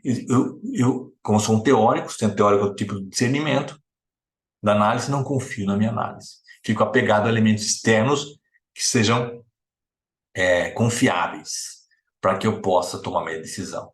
Ah, mas vale um pássaro na mão do que dois voando. Ó, e é exatamente o que a gente viu no tipo 6, cujo foco é no risco, valores, cumplicidade. Vimos a prudência como competência emocional. E aí temos um comportamento leal, gregário, se vê em grupo, em matilha, né? Consequente, todos os atributos do cavaleiro. Mas quando em excesso, vemos um indivíduo que está pegado à segurança. Quem vai? Como é que vai fazer? Temos um indivíduo ansioso. A ansiedade é o tema central do 6. Preocupado com o que pode vir a acontecer. E controlador do ambiente para não ser pego de surpresa. Por que tudo isso? Está fugindo dessa dor de não poder confiar no ambiente. Ah, o seguro morreu de velho. Ah, que chora a mãe dele, não a minha. Certo? Ó, eu preciso controlar o ambiente. Notem que nós vimos 3 perfis que têm a ânsia de controle. Um ativo, se quiser bem feito, faça você mesmo. Um emocional, eu preciso fazer alguma coisa para ser amado. E um teórico, que preciso ver para crer. 3 estruturas corporais diferentes, um ativo, um emocional, um teórico, a mesma dor. Construindo com isso, material de construção diferente, né? 3 mecanismos de defesa diferentes. A dor da perda e abandono, nós vamos ver os 5. Lembra do tipo 5? Analíticos e tal. Qual é o mecanismo de defesa? Se é para perder, que a perda é dor, né? Então, melhor não ter. E aí vimos o tipo 5, que tem como competência emocional a desidentificação. Temos uma pessoa ponderada, analítica e um especialista. Todos os atributos do cavaleiro. Quando demais, aí vimos um indivíduo que ficou preso na avareza. Para evitar a dor da perda, temos um indivíduo apático, frio e distante, que não se apega. Por quê? Por que ele não se apega? Porque se eu me apegar e a pessoa ou a situação for contrária ao que eu imaginava, eu vou ter que lidar com a perda. Se é para perder, melhor não ter. Esse é aquele indivíduo que, se você disser na relação, ó, se não for assim, eu estou indo embora. O que ele vai te dizer? Então vai. Ah, tava brincando. Não, não é bem assim. Não, agora tu vai. A simples ameaça de rompimento, enquanto o 9, lembra que é um ativo, desenvolveu, não, calma, vamos negociar e mediar para aguentar, suportar, resistir. Qual é o mecanismo do 5? Eu corto o mal pela raiz. Se é para perder, ameaça a perda, então corto. Lembra uma historinha que eu contei? Não sei se contei essa historinha para vocês, do tipo 5, que tinha uma arma de brinquedo. Naquela época a gente dava arma de brinquedo para as crianças. Eu tinha uma arma de espoleta, sabe? E o brinquedo predileto dele, essa minha de espoleta, né? Uma arma de espoleta. Só que o pai o ameaçava. Olha, se você não fizer os deveres de casa, vou dar para o vizinho a tua arminha de brinquedo. Olha, se você não guardar os seus brinquedos, vou dar para o menino pobre da rua a tua arminha de brinquedo. O que ele fez? Ele morava no interior, pegou sua arminha de brinquedo, foi lá num riachozinho que passava atrás da casa e jogou lá. Pronto. Resolvido o problema. Se é para perder, melhor não ter. Olha que interessante. Que mecanismo de defesa contra essa dor de não conseguir lidar com a possível perda. Possível abandono. Eu rompo antes. Eu desenvolvi uma autonomia. Não preciso de ninguém. Sabe? Depender de alguém é dolorido para esse indivíduo. Porque isso é uma dor, né? E o último deles, o sentimento de não ser importante, o tipo 7, que é um mental também. E aí, o mecanismo de defesa que ele criou foi, é só focar em outra coisa que tudo vai dar certo. Nós vimos exatamente isso no 7, lembram? Botando chantilly em cima da merda que eu falei.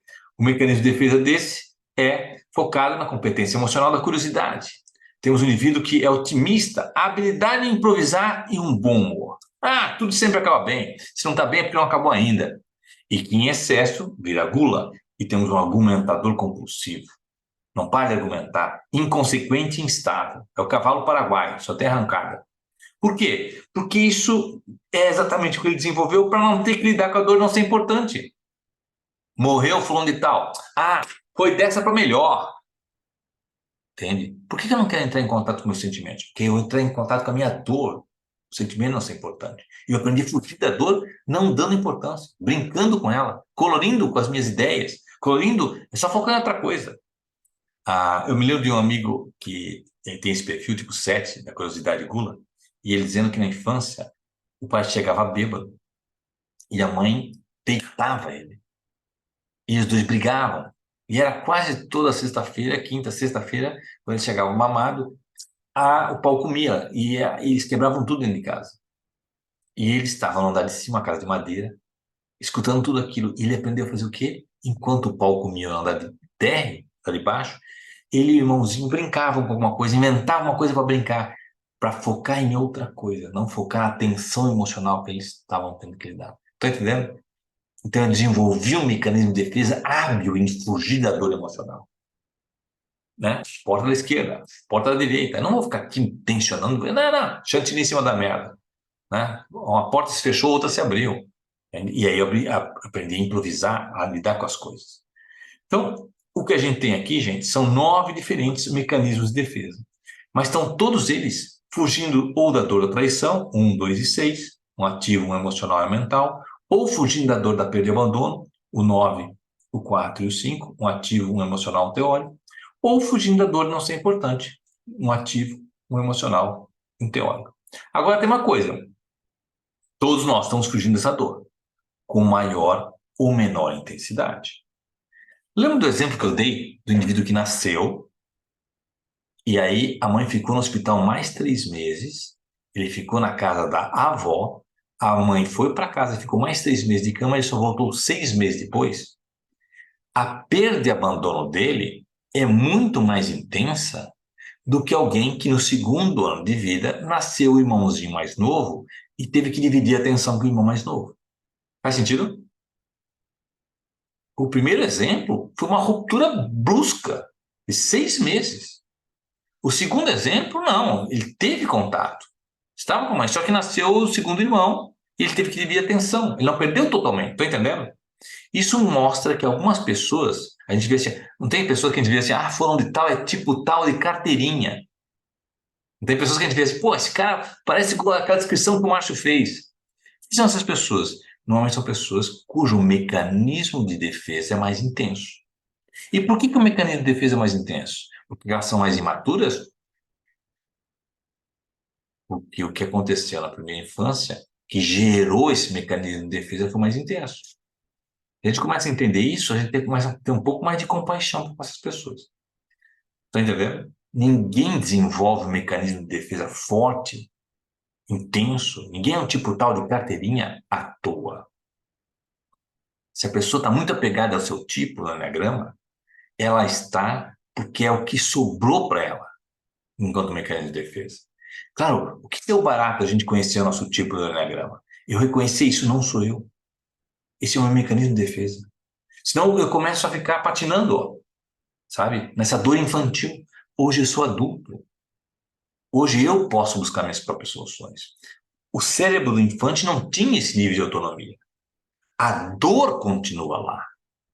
Mas hoje eu não sou mais um infante. Eu posso me virar. Meus sentimentos não são importantes. Se não me dão importância, eu posso buscar outro grupo que me dê importância, outra pessoa que me dê importância, outra atividade que me dê importância. Ou eu posso eu mesmo me dar importância. Os outros não gostaram, mas eu gostei. Entende? E é uma frase que eu digo muito para mim, para lidar com a minha dor de não ser importante. Dar aula também tem que ser bom para mim. Se for bom só para os outros, não for bom para mim, não vai ser. Porque quem que tem que dar importância para as coisas sou eu. Eu que tenho que me dar minha devida importância, sabe? Para desenvolver minha autonomia. Senão eu fico dependendo dos outros, sabe? Eu começo a ser aquilo que os outros esperam que eu seja, para conquistar o sentimento de importância dos outros. Faz sentido? Eu fico refém, marionete dos outros.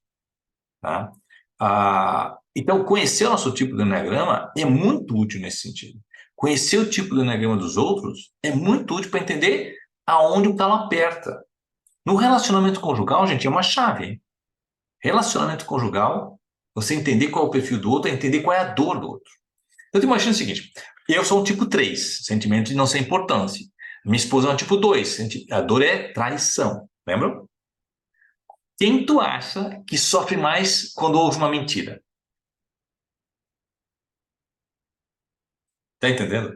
2, tá aqui, ó. Vou até botar aqui pra gente.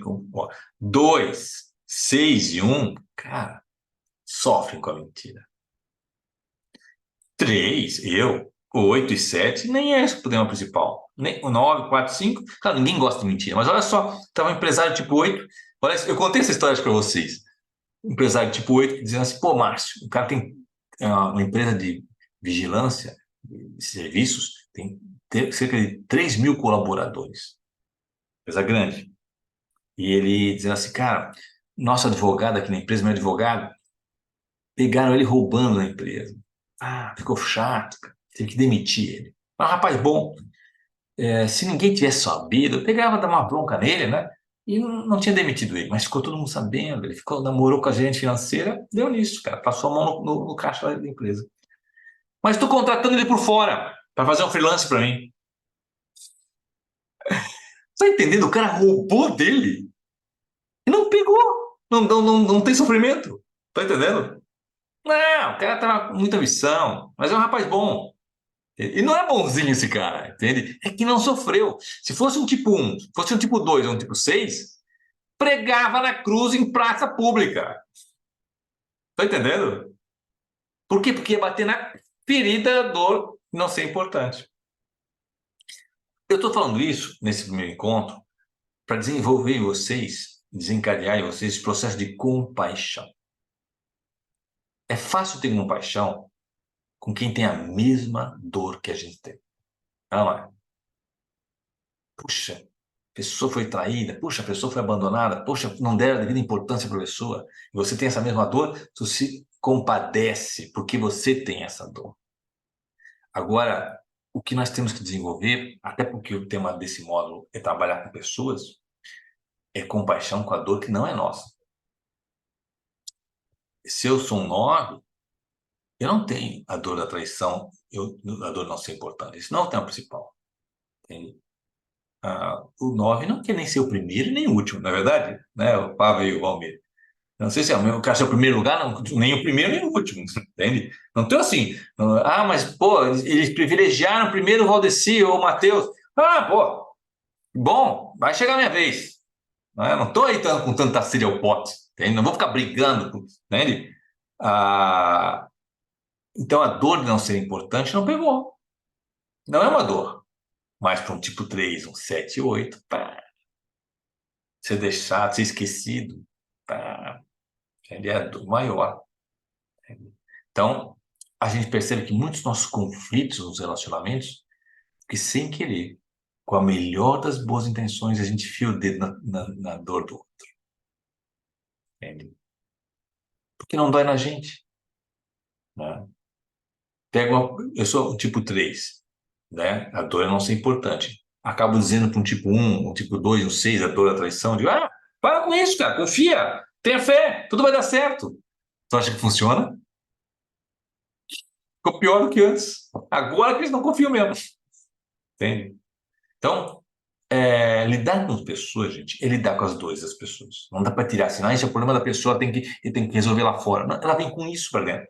Faz sentido? Faz sentido? A gente viu que o Valdemir é 9, a Fábio é 9. Quem mais aí que lembra do tipo?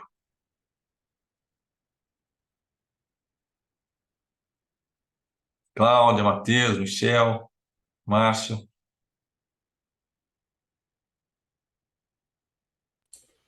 Lembro que o meu tinha dado um pouco de 6 e 4. Legal. Tava. Essa é uma boa maneira de perceber, Cláudia. Ó. O que dói mais? Não poder confiar. 6, Marcos. O Michel também 6? Uhum. Ó, 6 e 4, aí o Michel é 6, ó. A dor de não confiar ou a dor da perda. São dores diferentes, né? Dores diferentes. Lembro, tinha um programa no Fantástico, uma sériezinha no Fantástico, há muitos anos atrás, com a Regina Duarte. Ela era uma juíza de uma vara de família. Era sempre um esquete assim. E aí chega uma tipo 6, dizendo assim, eu quero me separar do meu marido. E aí ela ouviu o marido, não, é que eu fui numa feira em Nova York pela empresa e eu botei no meu Facebook que eu ia para feira em Nova York. Uma amiga minha da faculdade que mora em Nova York falou, que legal, eu vi que você vai vir para Nova York, que se a gente se encontra aqui para não estar junto. E ele disse, eu nem encontrei com ela. Ela só viu o que eu falei no Facebook e falou isso. Eu falei, que isso acontece. Nem deu tempo para jantar. Que tempo ter na feira da empresa? Nem deu para conhecer Nova York. Aí a juíza olha para ela e fala, não, diz ela, eu tenho certeza que ele me traiu. Agora, se ele confessar que me traiu, aí eu não preciso separar, não. Mas se ele não confessar que me traiu, aí eu quero me separar. Aí o cara, mas eu não traí ninguém. Como é que eu vou confessar uma coisa que eu não fiz? Não, eu tenho certeza. Você está entendendo esse dilema? E ela se separou, tá? Por quê? O ato de não confiar faz com que a dor da dúvida seja maior do que a traição em si. Viver com a dor da possibilidade é impossível. Se está consolidado e aconteceu, aí eu desculpo. Mas eu não sabia se aconteceu, me dói mais ainda. Porque bate nessa dor que é não confiar. Entende? Faz sentido? Por mais ilógico que possa ser. Por mais ilógico. Não podemos esperar das pessoas lógica. Então, Cláudio e Michel, 6, e Matheus e Márcio. Lembro que tinha um pouco de 6 também, Márcio. Matheus, lembra, Matheus?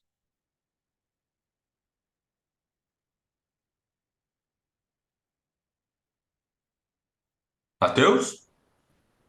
O Matheus Colato não fez, viu? Ah, tá. Beleza. Então, tu e o Valdeci não fizeram uma... Eu também não fiz.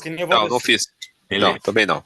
Tá, então, deixa eu até anotar aqui o Valdeci e o Matheus Colato, porque a gente vai te mandar o link do módulo 1 para vocês fazerem. Tá. Vou mandar um WhatsApp para vocês aí. Vocês estão no grupo, todo mundo está no grupo do WhatsApp, né? Beleza. Quanto ao que a gente viu hoje, deu para fazer uma revisão? Deu para lembrar? Não o Matheus nem o Valdeci, porque não estão revendo nada, né? Estão só vendo. Não. Deu sim, Márcio. Deu para lembrar? Beleza. Então, eu vou consolidar aqui a nossa sessão Remember com alguns outros elementos que que nós vimos no grupo passado, tá? Na aula passada. Então, a gente viu até agora aqui essas 3 dores, tal. Viu que 60% tem a ver com a genética, 20% meio, faltou 20, né? Tem só 80 aqui. O que são os outros 80 da nossa personalidade? Vontade. Olha só que interessante. 60% da genética, 20% é a influência do meio, 20% a vontade. A gente percebendo como é injusto quando a gente fala, se a pessoa quisesse, ela mudava. Vontade é 20%. Se ela tem uma estrutura que privilegia naquela direção, é muito mais fácil. Muito mais fácil. Vontade é que nem uma bateria. É bom, mas ela acaba. Não dá para contar só com a vontade. Na gestão de pessoas, gente, eu nunca conto com a vontade. Vontade é a cereja do bolo. Melhor ainda se a pessoa com vontade. Mas quem tem 60% de genética tem mais do que 20% da vontade. 100% da vontade dá 20%, gente. Estão entendendo? Quer ver um exemplo? Vocês lembram daquele nadador olímpico, não o Cielo, o Ricardo Prado? Lembram? Faz tempo isso, hein?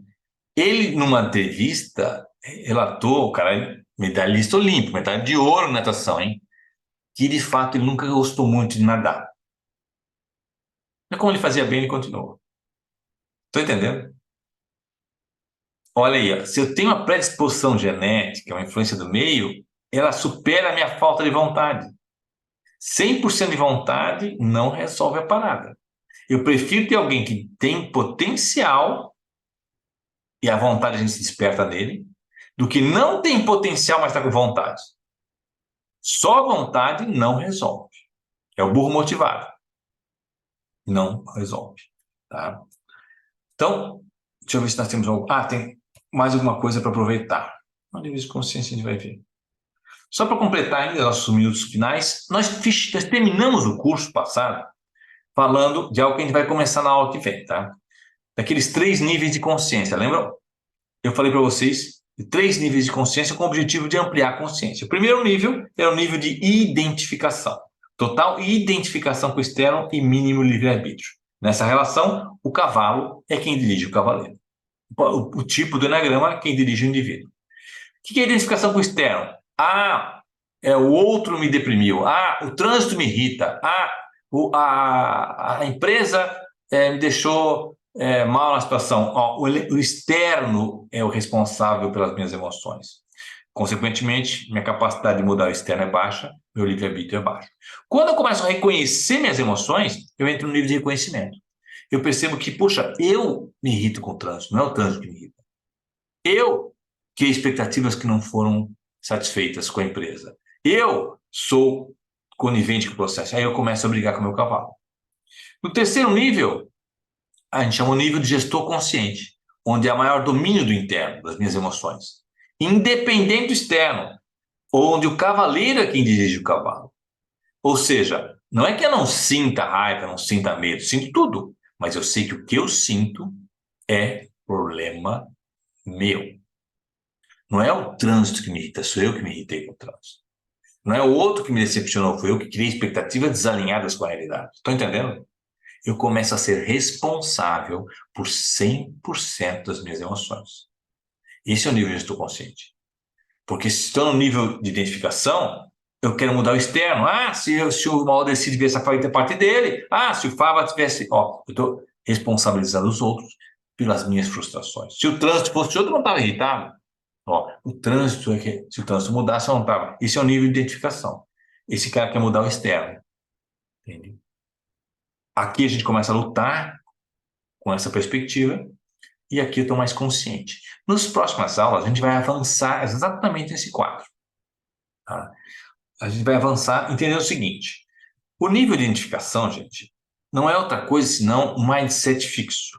Então, em relação à família, em relação ao trabalho, em relação ao meu lazer, eu estou sempre com o mesmo mindset, mesma mentalidade. Entende? Não muda a minha mentalidade. Eu sempre ajo de forma mecânica. E as pessoas me conhecem.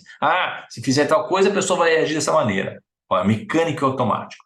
Quando eu começo a perceber que existem outras maneiras de reagir ao mundo, ao meu trabalho, ao meu lazer, à minha família, eu começo a entrar no nível de reconhecimento.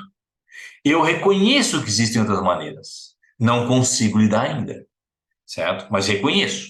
Antes eu nem reconhecia. Não, só tem esse jeito. Não tem outro jeito. Agora eu reconheço, não, cara, tem outras maneiras de perceber a realidade, tá? No nível aí fica a luta, ó, eu sei, mas não consigo ainda, porque tá mais forte, olha aqui, ó, como é grosso aqui, como é fino aqui. Esse mindset não está novo, não está instalado. Quando eu consigo mudar o mindset, olhar para o outro ângulo de vista, outro ponto de vista, ter outra reação, tudo começa a mudar. E qual é a diferença do nível gestor consciente? É que eu fortaleço tanto esse novo olhar que ele se torna maior do que o olhar antigo. Se estabilizou na minha consciência, certo? E aí eu começo a desfrutar do nível gestor consciente. Nós vimos no curso passado que isso se dá no movimento de neutralização do vício emocional, trazendo a consciência para a janela contrária certa no símbolo do Enneagrama, lembram? Que é exatamente isso aqui, ó, trazer de uma janela para outra. Esse é o trabalho de neutralização de vício emocional. Se eu sou o tipo 1, trazer minha consciência para a janela 7. Se eu sou um tipo 2, trazer minha consciência para a janela 4. Se eu sou um tipo 3, trazer minha consciência para a janela 6. Eu, conscientemente. Se eu sou um 6, trazer minha consciência para a janela 9. Né? E assim sucessivamente. Trazer a consciência para um outro ponto de vista. E uma vez estabelecido esse ponto de vista, eu saio da fixação. E consigo estar num lugar mais neutro, que é o nível que a gente chamou de gestor consciente. Tá? Isso tudo está no módulo passado. Tudo no curso passado a gente viu isso. Tá? O que a gente vai ver daqui em diante? Então, nós vamos ver que, inicialmente, a gente tem uma casa no nível de identificação. Uma casinha de campo, uma casinha de praia no nível de conhecimento e uma barraquinha no nível de gestor consciente. Não dá para ficar na barraca um mês. Nem aqui dá para ficar 2 meses. Tem saudade dos teus eletrodomésticos, da tua TV a cabo, da tua internet. Com o trabalho pessoal, com o tempo, o que acontece? Eu começo a trazer a minha casa para o nível de conhecimento. Eu me sinto confortável em reconhecer a influência do interno sobre o externo. Eu me sentir confortável em reconhecer minhas emoções. Para que a gente possa sentir confortável ter domínio do interno e desconfortável não ter domínio do interno. Mas isso leva um tempinho. E outra, tem áreas da vida em que você tem isso resolvido. Nós vamos ver na próxima aula 4 áreas da vida. Não são os níveis, não são centros de inteligência, não, são áreas da vida. Tem, nas questões práticas, você pode estar com a consciência no nível gestor consciente. Por exemplo, pago minhas contas em dia, cuido da minha saúde física, cuido da ordem da minha vida. Eu tenho domínio interno nas questões práticas da minha vida. Nas questões emocionais, eu estou ainda reconhecendo o papel das emoções. Nas questões mentais, eu estou muito apegado a dogmas. Bandido bom é bandido morto. Na questão norteadora, que é o que é em termos de sentido e significado que a vida tem para mim, eu ainda estou em reconhecimento. E ainda, além disso, isso aqui é dinâmico, não é estático. Então, o que nós vamos ver nas próximas aulas? Parte das próximas aulas. Como é que está isso em você? Que aspectos de você estão mais maduros? E áreas da tua vida estão mais amadurecidas? Que áreas da tua vida têm sido uma âncora no teu desenvolvimento? Certo? Estão mais imaturas. E não é em tudo. Tenho certeza que todos nós aqui, gente, em alguma dessas 4 áreas que eu vou apresentar para vocês, a gente está no nível gestor consciente. Em alguma dessas áreas, a gente está aqui no nível de identificação. Eu vou dar cenários de que seria estar identificado no pilar das ações, o que é estar identificado no pilar emocional, o que é estar identificado no pilar mental, para que a gente possa se perceber, ter mais autoconsciência.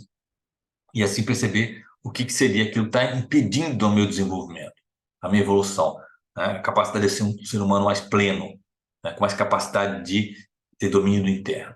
Tem um elemento aqui que sempre está aqui nesse exemplo, seriam as crenças que, eu penso assim. E aí, esse teu pensamento, as tuas crenças estão limitando o teu crescimento integral. Tá? Então, vamos começar a trabalhar isso. Depois vão ter outros elementos, vamos trabalhar questões como feedback, tá? Uma questão prática do feedback, como dar feedback para os diferentes tipos do Enneagrama, certo? E que é uma questão bem prática. E um tema que é o que eu chamo da cereja do bolo, que é como fazer leitura das emoções a partir das tensões da face. Nesse módulo, você vai estar recebendo, tá, gente, uma apostila física. Tá? Eu vou botar no grupo do WhatsApp a apostila digital. Mas o nosso contrato era só da apostila digital. Mas como eu tenho tido um bom resultado com as pessoas nos grupos de compra, mandando a apostila física, nós estamos mandando para a empresa de vocês, está saindo aqui amanhã de manhã, inclusive, já está tudo prontinho a caixa, uma apostila física, tá? Vai facilitar. Até porque esse módulo não tem imagem para a gente ver. Tem muita expressão para fazer leitura facial, para eu perceber o outro. Se eu vou dar feedback para o outro, se eu quero ter melhores ferramentas para lidar com o outro, eu tenho que diagnosticar o outro. Qual é o tipo dele?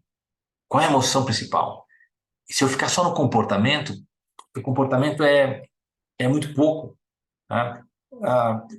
Mas o cara é organizado, então ele é um tipo 1. A pessoa é prestativa, então ela é tipo 2. É pouco. Eu preciso ter um conjunto de recursos objetivos, não interpretativos, que me ajude a diagnosticar o outro. Então eu vou apresentar isso para vocês nas tensões corporais, pegar a expressão da face. Nós vamos estar com um terreno sólido, porque vamos pegar um assunto que é de um psicólogo americano chamado Paul Ekman, que comprovou a relação direta das emoções com as tensões da face.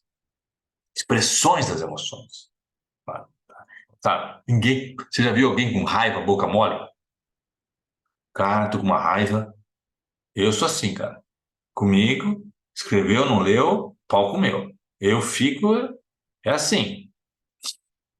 É incongruente, né? O que a gente vai ver na raiva? Tensão no segmento ocular. Tensão no segmento visual. Essa tensão aqui, ó. Essa ruga de expressão. Então, vamos poder ter leitura da face. O tom de voz, que é a prosódia, e a leitura da face. Isso vai ajudar a gente a ter mais certeza do nosso tipo também, mas também começar a perceber melhor os outros. Por quê? Porque daí na hora de dar um feedback, eu sei com quem eu estou lidando. Lembra da dor que a gente apresentou hoje nessa aula, certo? E aí eu tenho mais ferramentas para lidar. Beleza? Então é isso, meus amigos. Por hoje é isso. Espero ter ajudado vocês a rever alguns temas. E Valdeci e Matheus, eu estou mandando um WhatsApp para vocês daqui a pouco com acesso ao módulo 1. Ok. Tá? Vocês vão ter que dar uma pedalada a mais, né? É um curso gravado, né? Vocês já estão sabendo, né? É um curso gravado. Sim. Que aí dá para pegar o bonde no meio do caminho. Não dá para pegar a janela, mas dá para pegar o bonde no meio do caminho. Né? Alguma colocação? Alguém gostaria de falar alguma coisa? Aproveitar? Não, tudo certo, Márcio. Então é isso, meus amigos. Até a nossa próxima aula. Quando é que é a nossa próxima aula mesmo? Segunda-feira que vem. Segunda que vem. Vai ser de segunda a segundas, né? Maravilha. Isso. Maravilha. Então dá tempo aí para o Aldeci e o Matheus dar uma pedalada. Tá.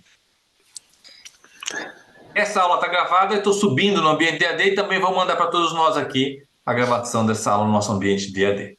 Tá? Mesmo ambiente que o Matheus e o Colato e o Valdeci vão encontrar o módulo 1 também.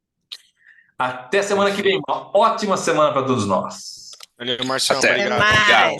Boa Tchau, noite. aí. Tchau, tchau, pessoal. Tudo de bom. Tchau. Tchau, tchau.